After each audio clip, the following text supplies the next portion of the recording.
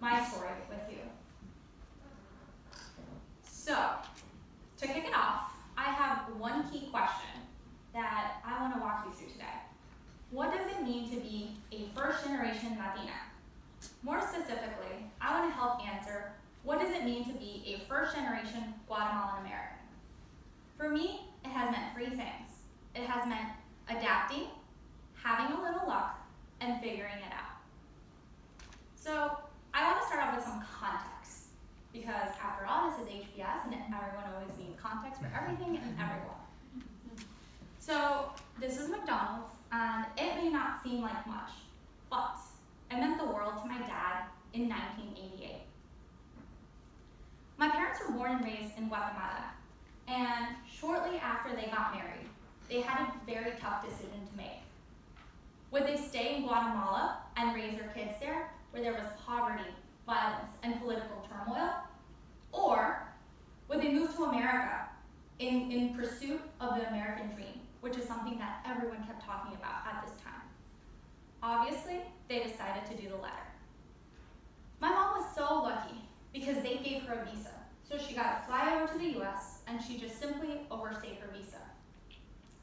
My dad, however, was not as lucky. He had to cross through both Guatemala and Mexico to get to the US. The story of every migrant that comes to the United States starts with finding a coyote to make this long and treacherous journey. A coyote, or coyote in English, is the smuggler who takes a migrant from their country of origin into the United States of America. My dad paid this coyote 5,000 quetzales, or 650 USD. This is every single penny that my family had. They had one shot, one opportunity, and that was it. They traveled through all of Guatemala, all of Mexico, and then finally they made it to Tijuana, which you can see in that little orange box up there. Tijuana is only about half a mile from the US-Mexican border. And the coyote took my dad to an empty house in Tijuana. He took him to a room, and in the room were about 20 people, all sitting silently on the floor, in the dark, kind of like this room. It was a combination of all sorts of Central Americans, and the people in that room sitting silently ranged from old people to people with children. This was a holding house, and this was the last step before the next part of the journey, which is the most dangerous part of any migrant's journey, actually crossing the border from Mexico into the United States. So my dad went and sat right next to everyone and waited for hours. At 9 p.m., the coyote summons my dad and says, "Chamaco, estás listo?" Kid, are you ready? My dad was a kid. My dad was only 20 years old at this point in time. And then the coyote proceeded to giving him the most important instructions of his life. The coyote said, "Stay 1 block behind me. If you get lost, you will be lost forever. I crouch, you crouch. And finally, I run, you run."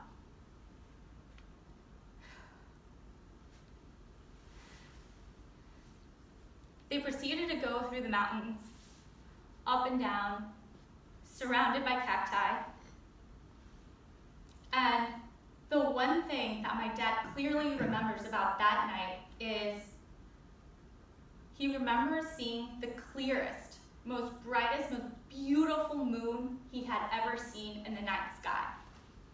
And it was that moonlight that guided their journey that night. After what seemed like an eternity, there they were.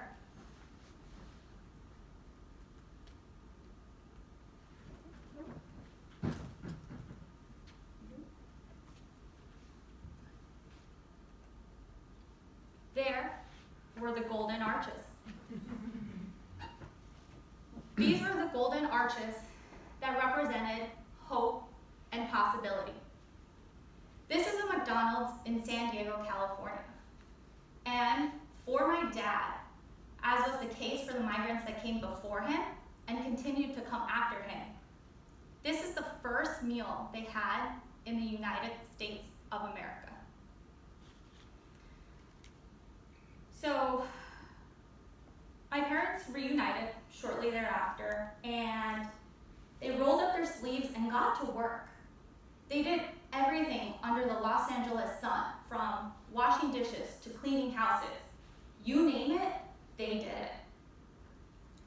And after some time, I came into the picture. And that's where my story starts.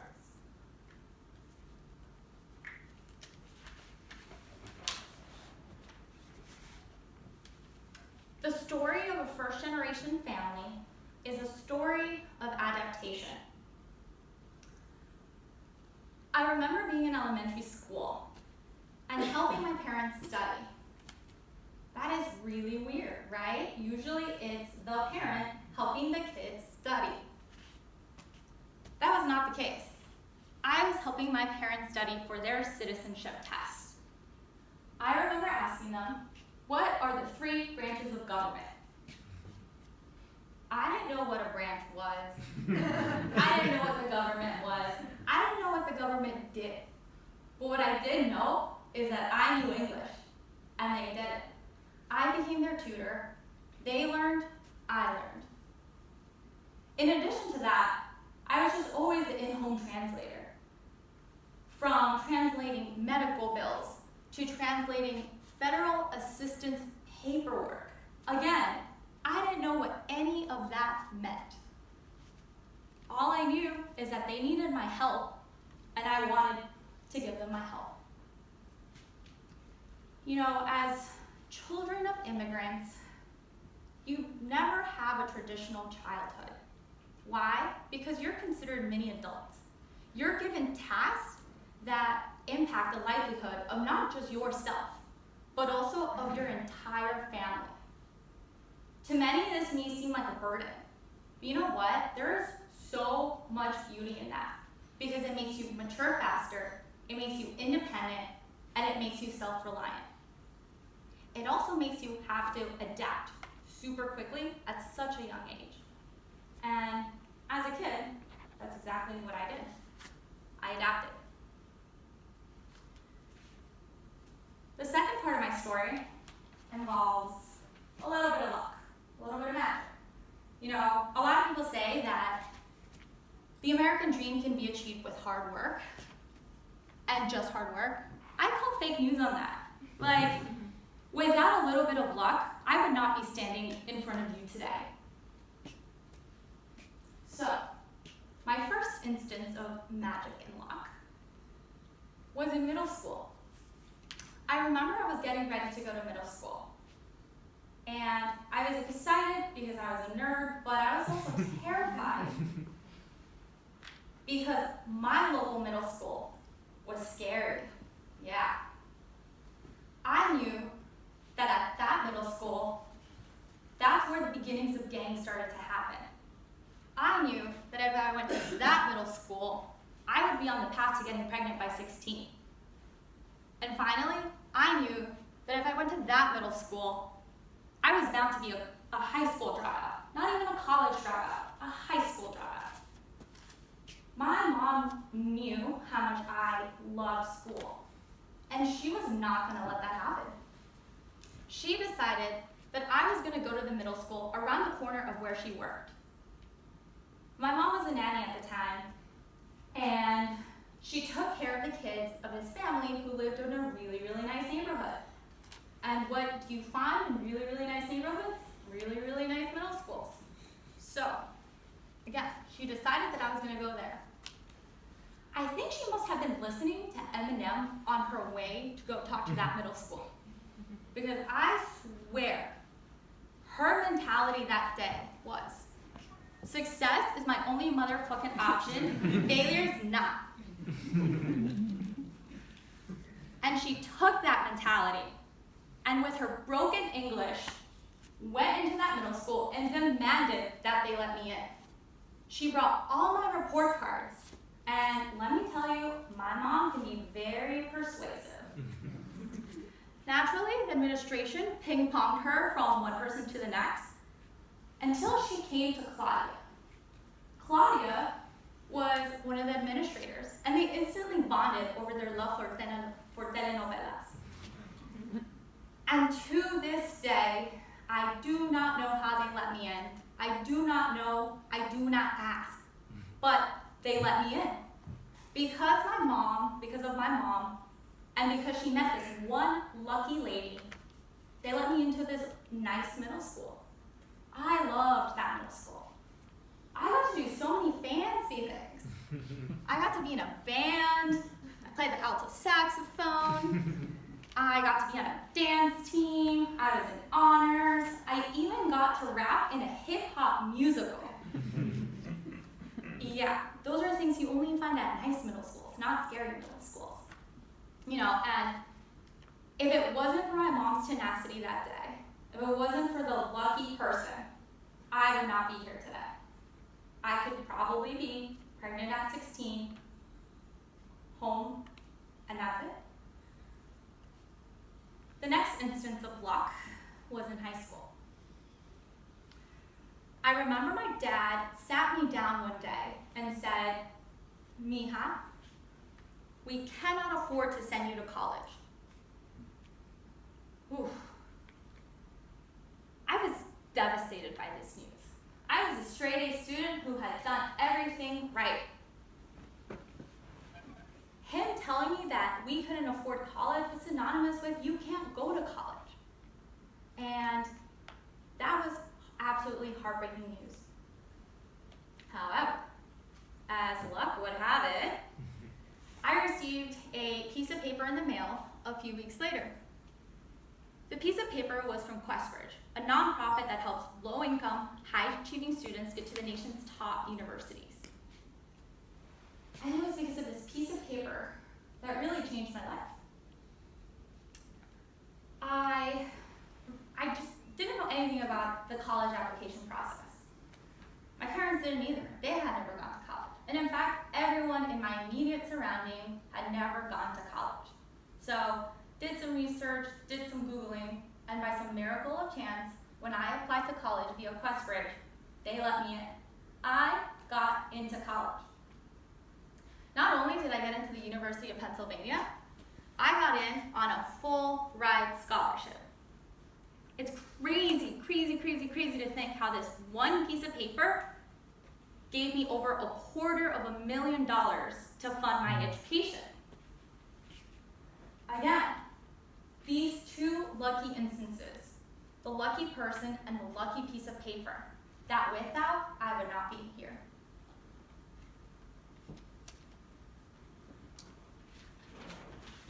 The last element that I want to talk about today is on figuring it out. I was so excited when I got into Penn. I got to campus and I thought it was going to be all smooth sailing. I mean, I got into college, I did it, I did the thing, but it was far from the reality. Smooth sailing is not what I experienced. Throughout my entire, or most of my time at Penn, there were kind of three realities that stuck in my head. The first reality, the first observation that I had was, it was the first time in my life that I felt Latina. I know, that is so weird, because clearly I am Latina. What were you thinking, Amy? Well, I grew up in Los Angeles. In Los Angeles, being Latino was considered the norm. At Penn, being Latino was a unique identifier. There were over 20 clubs at Penn dedicated to being Latino. The second observation I had was, it was the first time that I had observed wealth. Growing up in a low-income community, you don't really know what else is out there in the world. And this was my first exposure to it. So with observation one, and observation 2, that led me to observation 3, or feeling number 3, I should say. I quickly started feeling like an imposter in this environment. In many ways, I felt like a charity case. I felt like Penn let me in because I was Latina and because I was poor. And that was not a good feeling to have. You know, I went to Wharton, and as many of you know, it's an extremely pre-professional school. I remember being at school and thinking, damn, everyone has it figured out. I don't have it figured out, but everyone else does. I remember everyone would always be running around in suits, even as freshmen. It was the weirdest thing. And everyone would always be tossing around these fancy terms like investment banking and consulting. I had no idea what those were either. So what did I do? I tried to figure it out.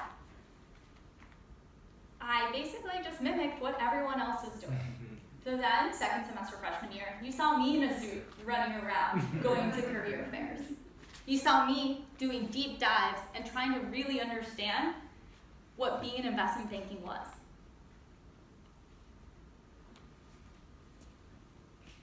And it's really interesting because it wasn't until I got my sexy internship the summer after my junior year that I finally felt validated. And it took me getting the full-time offer coming out of that internship where I was like, wow, not only do I feel like I finally belong at Penn, but I finally feel like I belong in this new world that is so, so different than the world where I grew up.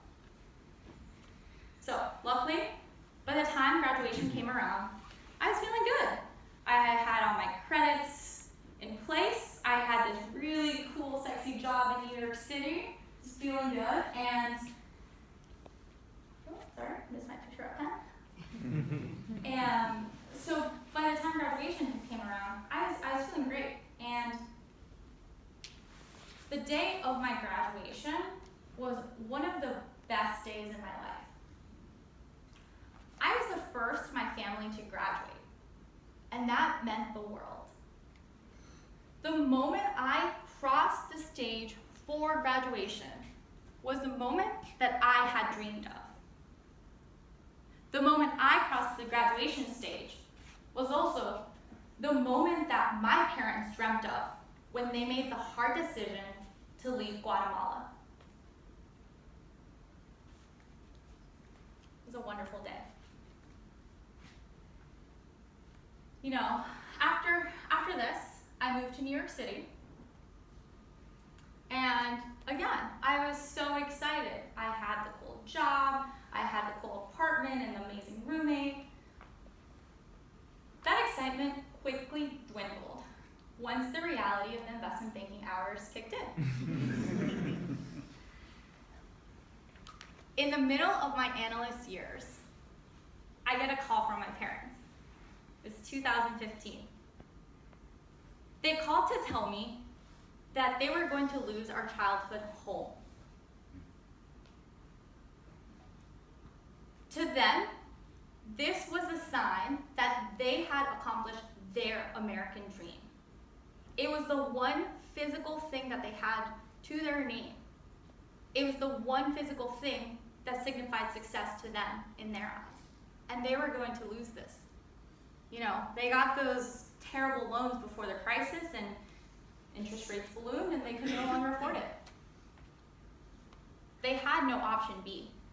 They didn't have any savings. Their credit was totally destroyed. And they couldn't afford rent because Los Angeles real estate is ridiculously expensive. I remember being at work and listening to people complain about the pettiest of things.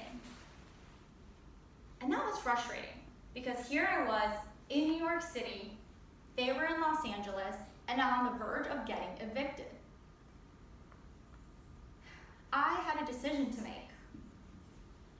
I had to figure it out. Luckily, I had had years of figuring it out. So this was like my graduation to figuring it out. What did I do? I spent the next few weeks researching the home buying process.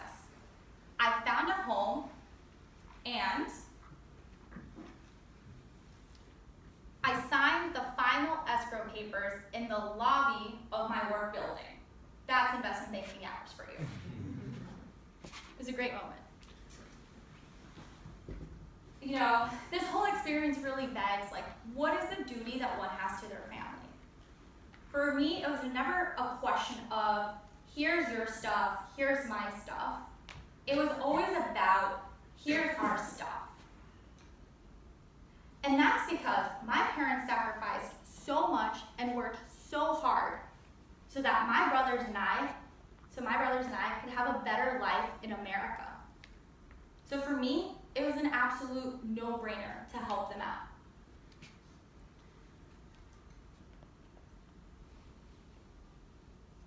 I didn't care what I had to do. I didn't care what I had to pay. I just knew that this is a duty that I had to my family because of what they have given up. And, you know, these experiences make you grow up really fast. And while they're hard, I am so thankful that I had to go through a situation like this, because it has really made me into the strong person that I am today. I want to really quickly go back to the original question that we had like 20 minutes ago, which was, what does it mean to be a first-generation Guatemalan American? Being first generation, it meant for me that I had to mature quickly, that I had outsized responsibilities that went beyond my age, both as a kid and as a young adult. Finally, it means that I have this really intense need to give back so that I can create a path that others can follow, so that I can make it easier, so the generations behind me don't have to go through as many of the obstacles and hardships that I did. On being Guatemalan American, I got the American. I think I got that really well. You know, I was born and raised in America. I am from the San Fernando Valley, and the term Valley Girl actually comes from the San Fernando Valley. So, therefore, I'm a Valley Girl, and in my head, that's pretty damn American to me. The part that I'm still really trying to figure out is this Guatemalan piece. And that became super apparent during Flag Day during RC year. I was so excited that day because I was going to get to put up the Guatemalan flag. Yeah. And that was a moment that I dreamed of when I learned about HBS. I knew about this flag thing that they had in the classroom, and I was so excited ever since I learned about HBS to put up the Guatemalan flag in the classroom. What terrified me, though, was having to present on a country that I had never visited. And that's why, after graduation and before starting full-time, I'm going to do something really crazy. I'm going to move to Guatemala for a few months and figure it out. I'm going to figure out what it means to be Guatemalan. I hope to report back some positive things after that.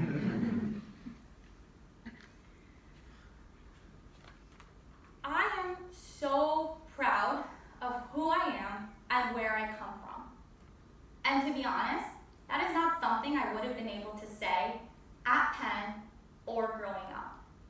It's such a satisfying feeling, and I'm so excited that I've finally hit this inflection point in my life. My favorite quote is, "The future belongs to those who believe in the beauty of their dreams." And I have one ask for all of you today, which is, when you step out of the HBS bubble and you go on to lead the world's top companies, don't forget about the people who cook your meals or clean your houses, because their children, like me, also have dreams to fulfill. My name is Amy Hernandez-Tercios, and thank you for listening.